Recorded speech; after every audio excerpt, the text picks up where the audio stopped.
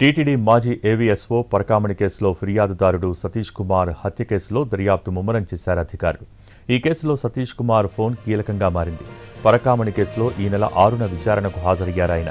ఆ తర్వాత ఎవరితో మాట్లాడారు అన్న దానిపై ఆరా తీస్తున్నారు. ఘటనలో సతీష్ కుమార్ సెల్ ఫోన్ పూర్తిగా ధ్వంసమైంది. దీంతో అందులోని డేటాను సేకరించడం పోలీసులకు వీలు పడలేదు.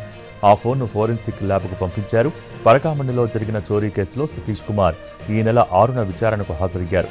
విచారణలో ఆయన కీలక సమాచారం ఇచ్చినట్టు తెలుస్తోంది.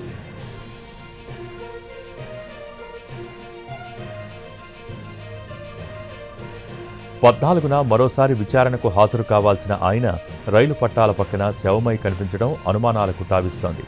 పరకామణి కేసు కోణంలోనే పోలీసులు సతీష్ కుమార్ మొబైల్ డేటాను విశ్లేషిస్తున్నారు.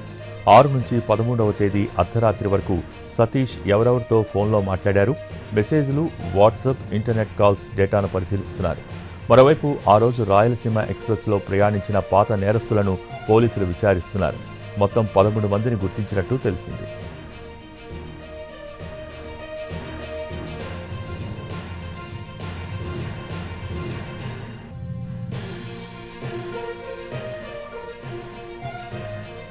డేటా రికవరీ కోసం సెల్ ఫోన్ను ఫోరెన్సిక్ ల్యాబ్కు పంపించారు అధికారులు.